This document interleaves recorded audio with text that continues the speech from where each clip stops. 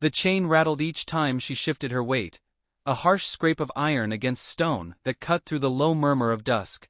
Dust lifted around her bare ankles, fine red earth rising in tiny spirals, as though even the ground wanted to curl away from the shame pressed into her skin. Her head hung low, strands of dark hair falling like a curtain to shield her from the eyes that watched. She had learned the habit of bowing. It was safer that way. Bow low enough, they might forget she was human, and then perhaps they would leave her alone. Still, she felt every gaze like a nail hammered into her back. Nate did not weep. Not here. The lawman would have liked to see tears. The ranch hands might have smirked if she trembled. So she bowed, quiet and still, while the chain clinked like a mocking bell. She had been taken from the canyon 2 nights ago, dragged behind horses until her feet bled. A thief, they called her, though the truth of it had not mattered. Her silence was her last defense, and she held it like a blade pressed against her own throat. From the porch, Elias McGraw stood with his arms crossed, broad shoulders caught in the sinking fire of the sun.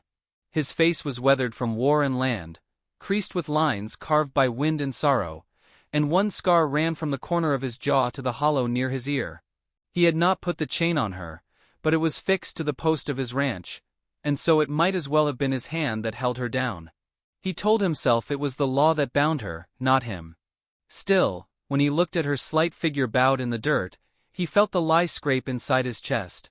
Ruth McGraw hovered near the doorway, lips tight as thread. "This won't do, Elias," she said, her voice low but sharp. "Folks will talk. Keeping her here makes you look soft." Clyde already asked why she isn't locked in the jail. Elias did not answer. His eyes followed the wind as it teased at Nature's hair, brushing the strands across her cheek. She never lifted her head, not even when the ranch dogs circled and sniffed, not when the cowhands spat near her feet. A bow too long can break a neck, he thought. And yet she kept hers bent, refusing him even the sight of her eyes. Deputy Clyde Harlan arrived by morning, boots thumping the porch like verdicts. He wore his badge with the arrogance of a man who had earned none of the respect he demanded. His spit landed in the dirt a breath from Nature's toes, the glob mixing with dust and blood. "Filthy savage," Clyde muttered. "Elias, you're coddling her. One word from me, and she hangs before sundown. You best decide whose side you're on." Nate did not flinch. She folded herself smaller, as though she could crawl into her own shadow. Elias's jaw flexed, but he said nothing. Clyde laughed, satisfied by the silence, and tipped his hat before sauntering back toward his horse. The sound of hooves faded into the distance, leaving the chain to rattle once more with Nature's shallow breath. For 3 days, the pattern held. Elias tended the ranch while Nate remained tethered to the post, her wrists raw, her back straight despite the bow of her head. He told himself she was no concern of his, yet each time he brought water, he set the tin cup down within reach instead of tossing it as others would. Each night when the desert cold crept down, he left a wool blanket folded on the porch, not daring to hand it to her directly. She never spoke. She never looked up. But once, in the lantern's glow, he thought he saw her fingers brush the fabric, as though testing if kindness were real. The storm came on the 4th night. Black clouds rolled over the plain, thunder shaking the bones of the earth. Rain fell hard, sharp as nails, soaking the dust into mud that clung to her skin. The chain clattered with every shiver. Elias stood at the door, Ruth clutching her shawl behind him, muttering prayers that the storm would not flood the lower fields. He watched Nate sway, her lips pressed to her knees, her hair plastered to her face. The image burrowed deep, something in him breaking against the sight. Without a word, he strode into the downpour. His boots sank into the mud as he reached her, hands rough against the iron clasp. The lock was stiff, the chain reluctant to let go, but with a curse and a wrench it fell free. She did not resist as he pulled her toward the barn. The horses shifted nervously at the thunder, but the lantern light inside was warm, and hay softened the floor. He left her there, dripping and silent, before retreating to the doorway.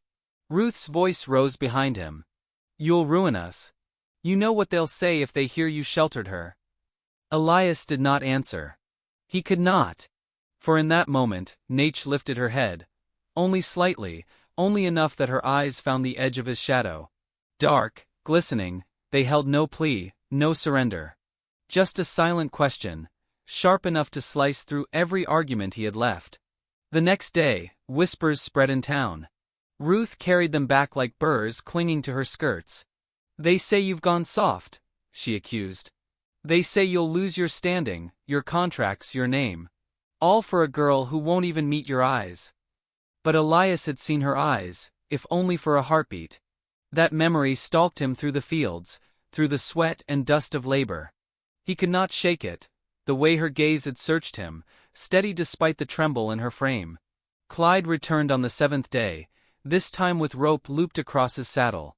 "The law's decided," he said, swinging down with the swagger of authority. "She'll hang at dawn.